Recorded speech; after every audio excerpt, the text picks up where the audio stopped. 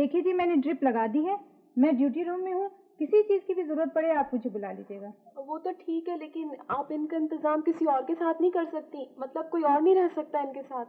نہیں نہیں نیلوفر، تم ہی میرے ساتھ رہو گی۔ اوہ نوشین، تم سمجھ نہیں رہی ہو، اب بھلا میں کیسے رہ سکتی ہوں تمہارے ساتھ؟ ایک ہنگامہ کھڑا ہو جائے گا۔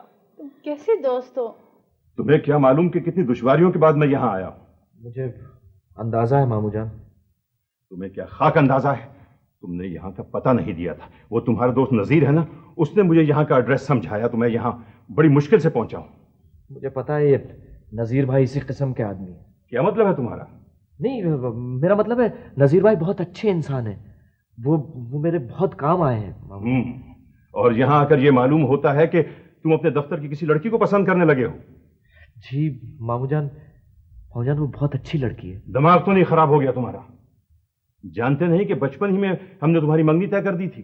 میں جانتا ہوں مامو جان، لیکن وقت کے ساتھ ساتھ انسان کی سوچ بھی بدل جاتی ہے۔ مامو جان آپ ایک دفعہ ان لوگوں سے مل کر دیکھیں، تب آپ کو اندازہ ہوگا کہ میرا انتخاب کتنا درست ہے۔